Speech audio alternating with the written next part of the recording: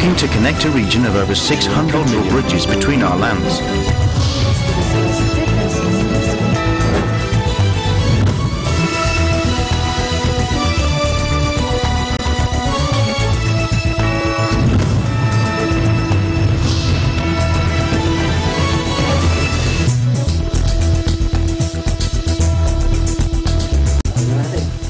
Hello and welcome to ASEAN in Focus. I'm Medicar Velasco delivering to you the latest news in and around the ASEAN region. On today's headlines. One person was killed and dozens more were buried in the collapse of an illegal gold mine in Indonesia, the country's disaster agency said Wednesday. The 8th ASEAN Cooperative Business Forum, or ACBF, organized by Cooperation Promotion Department of Thailand, kicked off in Bangkok. The forum aims to establish more concrete cooperation between ASEAN agricultural cooperatives. And tourists join the Trump-Kim Vietnam Summit tour in Hanoi. It is being put on this week by a travel company looking to cash in on the historic encounter between the U.S. president and the North Korean leader.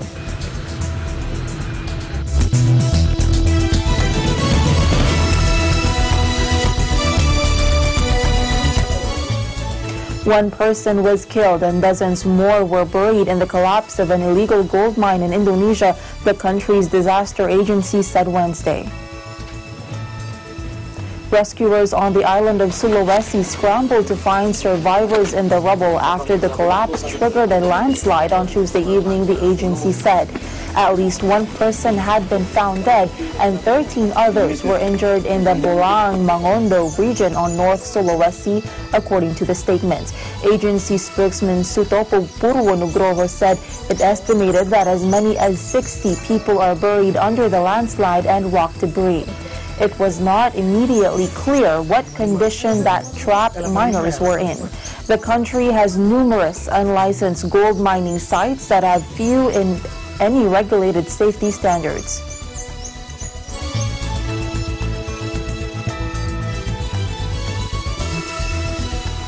U.S. President Donald Trump landed in Hanoi on Tuesday for 2 days of talks to try to persuade North Korean leader Kim Jong-un to give up his nuclear arsenal. Trump arrived on Air Force One after flying halfway around the world from Washington, while Kim arrived earlier following a 2.5-day train journey from Pyongyang. They were due to have dinner Wednesday and continue talks on Thursday.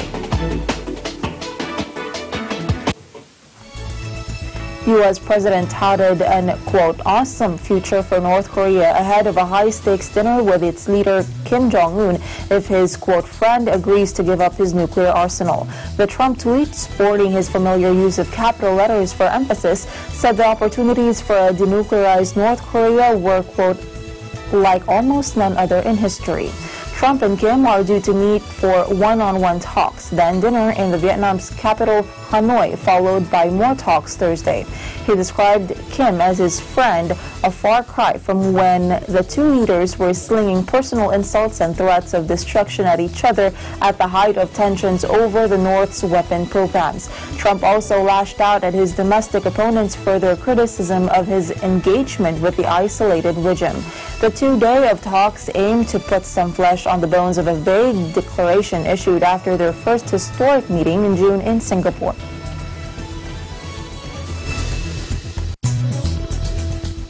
President Rodrigo Duterte is slated to meet U.S. Secretary of State Mike Pompeo on Thursday, February 28. Foreign Affairs Secretary Teodoro Locsin Jr. is also slated to meet with Pompeo, who will also be in the country on March 1, presidential spokesperson Salvador Panelo said.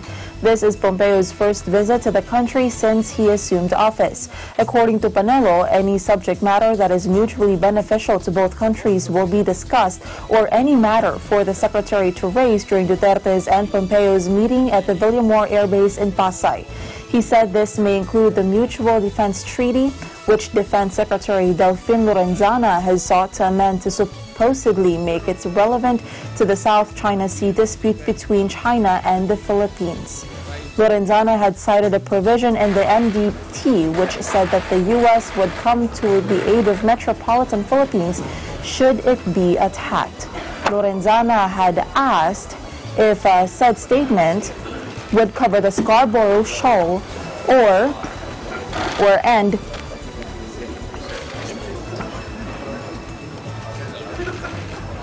mischief, reef, or pagasa. Pompeo was also among 3 U.S. cabinet secretaries who Duterte said wrote to him apparently to offer U.S. weapons for the armed forces of the Philippines. Apart from Pompeo, Duterte said in a speech in August last year that then Defense Secretary James Mattis and Commerce Secretary Wilbur Ross wrote to him to say that U.S. weapons and other defense equipment were beneficial to both their countries.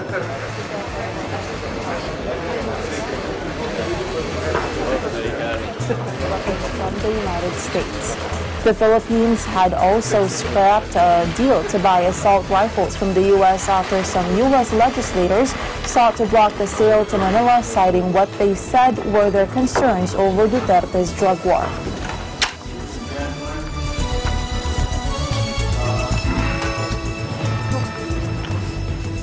President Rodrigo Duterte on Tuesday, February 26, offered to give Filipino citizenship to Rohingya refugees. Duterte said he is willing to accept Rohingyas, particularly those who have nowhere to go. The Rohingyas are a group of people who have fled Myanmar since 2017 following attacks by security government forces who were previously attacked by militant Rohingyas. President Duterte himself described the situation in the neighboring country as genocide, but he later apologized to Myanmar's Aung San Suu Kyi, saying he was lashing out at countries that kept on criticizing but offered no help.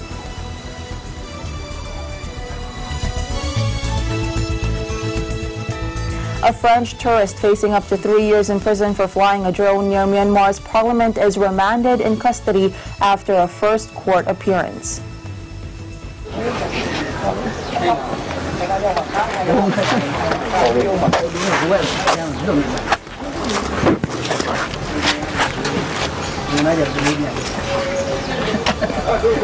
Frenchman Arthur de Claus, who was 27, was detained February 7 in Naypyidaw and faces charges under an export-import law.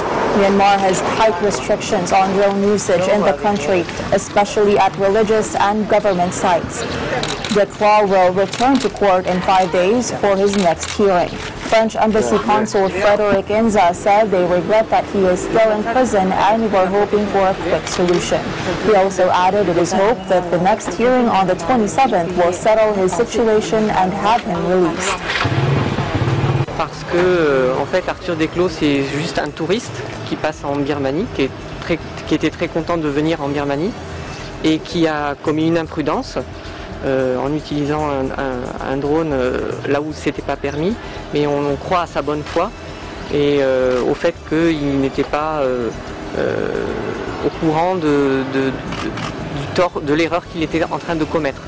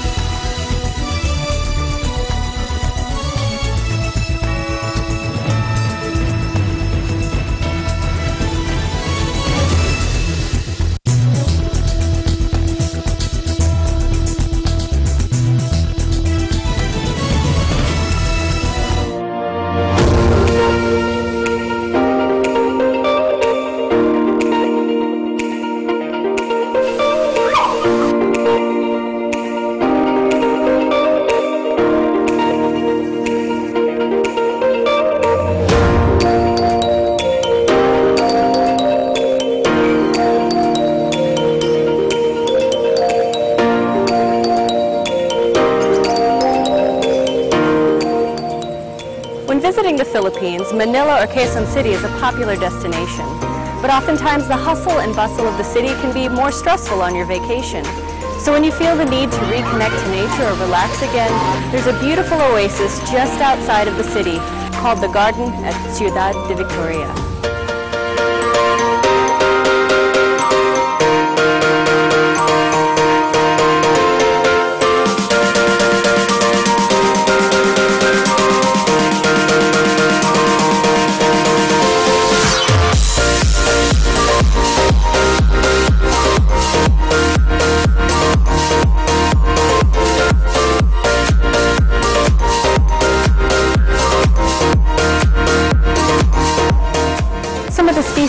can see here include hydrangea, snapdragon, and stargazers. They're truly beautiful.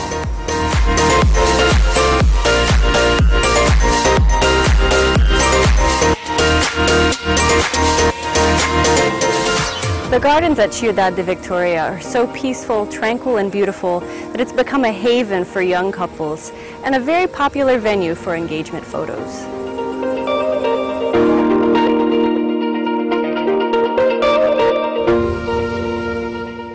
The next time you want an escape from the big city, the garden at Ciudad de Victoria is a wonderful place to visit.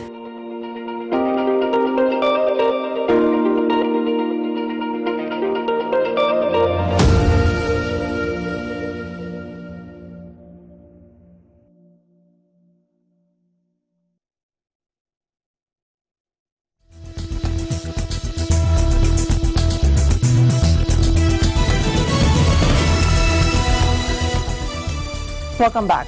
The 8th ASEAN Cooperative Business Forum, organized by Cooperation Promotion Department of Thailand, kicked off yesterday in Bangkok. The forum, which runs until today, February 27, aims to establish more concrete cooperation between the ASEAN agricultural cooperatives.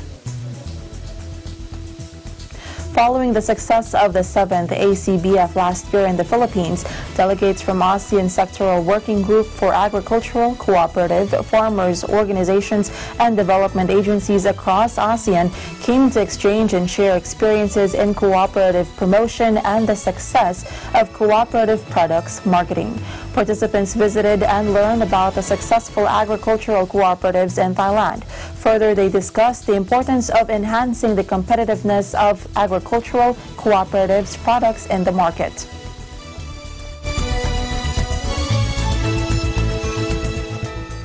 Representatives from ASEAN power sector regulators and utilities discussed the implications of multilateral power trade for national regulators at a workshop in Bangkok, Thailand on the 20th and 21st of February. The two-day workshop discussed the ASEAN regional integration perspective, taking into account the lessons learned from national and regional power integration experiences across the globe. ASEAN officials benefited from the experience of regulators and system operators from regional electricity markets in the United States, European Union, Nord Pool, India, South Asia, South Africa, Gulf countries, and Central America. The workshop was the second under the feasibility study for ASEAN Multilateral Power Trade Project, which is intended to provide frameworks and schemes supportive of the market mechanism, institutions, and interconnection infrastructure needed to advance multilateral electricity trade. This project will produce a comprehensive feasibility study to accelerate the realization of ASEAN Power Grid multilateral power trade. It is expected, among others, to provide not only recommendations but also operational options for APG multilateral power trade. The feasibility study is a key deliverable of the heads of ASEAN Power Utilities Authorities for 2019 and supports the energy priorities of Thailand's ASEAN chairmanship. This initiative is a continuing collaboration between the ASEAN Secretariat and the HAPA together with the International Energy Agency, with support from the Government of Australia through the ASEAN-Australia Development Cooperation Program Phase 2. The Ministry of Energy of Thailand also helped in hosting the second workshop.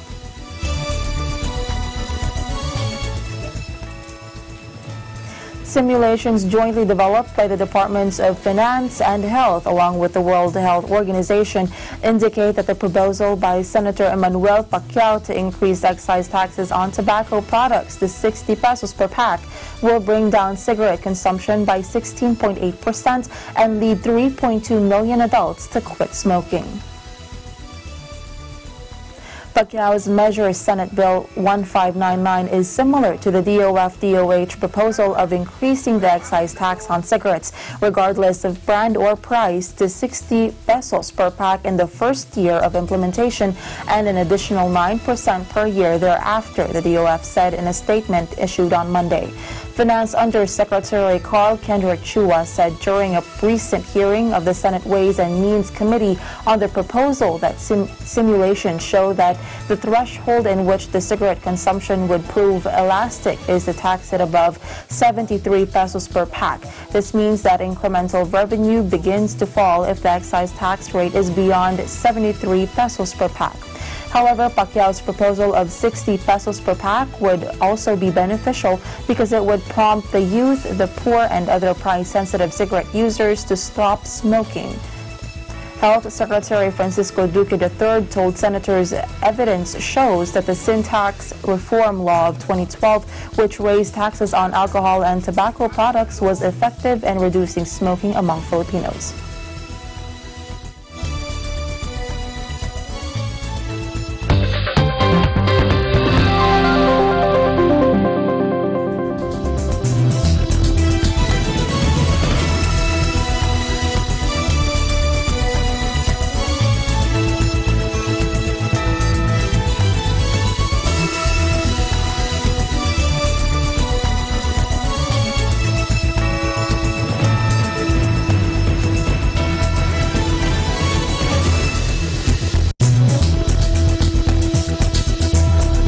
Events happen around us all the time, in our community, in our country, around the world.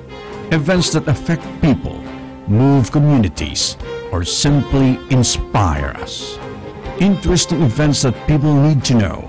In these interesting times, we continue to be a competent partner in delivering news about these events. Fast, accurate, balanced. Eagle News, because we live in interesting times.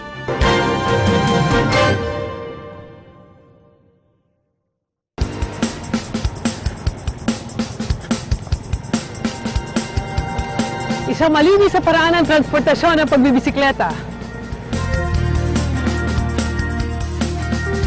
Bukod sa wala itong ibinubugang emisyon gaya ng mga sasakyan, maliit din lang ang inuukupan nitong espasyo. Maganda rin ito sa kalusugan. At mabisang ehersisyo para maiwasan ang mga sakit. Pero hindi pa rin handa ang bansa na isama bilang uri ng transport mode ang mga bisikleta. Sa datos kasi ng Metropolitan Manila Development Authority o MMDA, nitong 2015, 26 na nagbibisikleta ang namatay sa kalye dahil sa bulguan, habang 732 naman ang nasugatan. Kaya naman dapat ding pagtuunan ng pansin ang paglikha ng bike lanes para mas maging ligtas ang pagbibisikleta. Bilang isang alternatibong transportasyon, malaki ang maitutulong ng pagbibisikleta hindi lamang sa ating kalusugan, kundi maging sa ating kapaligiran. Ako si Mylene Mariano Rivera, kaisa sa pagsusulong ng paggamit ng bisikleta at paglikha pa ng mga bike lanes sa bansa.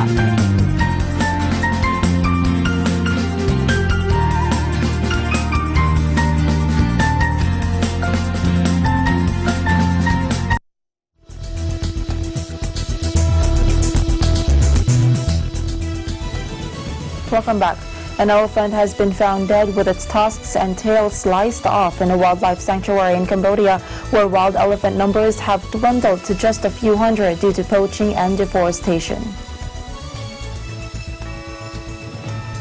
The Southeast Asian nation has emerged in recent years as a key transit hub for the multi-billion-dollar illicit wildlife trade, with demand for products made from tusks, pangolin scales, and rhino horns high in China and neighboring Vietnam. According to the Mondul Kiri Project, an animal rescue NGO, there are about 400 elephants in the wild in Cambodia and about 50 held in captivity. Environment Ministry spokesman Meth Phiaktra said the body of the male Asian elephant was found on Sunday in a wildlife sanctuary in northeastern Mondul Kiri province. He said the elephant's tusks were missing and its tail was also cut off, adding the animal was killed about 10 days ago. He further said there was a wound from a gunshot under its right eye and authorities are still hunting for the poachers. The demand for the animal parts threatens Cambodia's dwindling elephant population found in the northeast and southwest forests, where illegal logging and deforestation is reducing their habitat.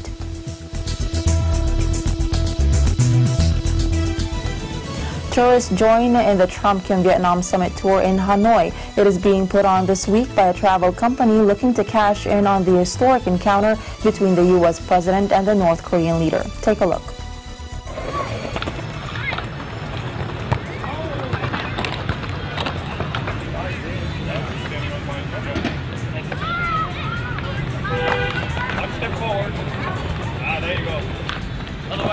You see these things on TV, you see history happening on TV, and I thought, why not go and be part of it instead of watch it? And then from that, the idea to do the tour came about, like being in a country that's holding a World Cup or some kind of festival. The taxi drivers are happier, everybody's got a little bit of attitude to them, the bars are pumping. It's just, it feels really good, it's different. With this situation, it's very unusual, you know, a US president meeting with the DPRK leader, so just, yeah, to be at the forefront of that and get to see it in the flesh was too good to pass up. It's not just a historic occasion, but it's a positive occasion. You know, the world's working towards a peaceful resolution, and we all want to live in a peaceful world. So yeah, I mean, it's a good place to be and a good occasion.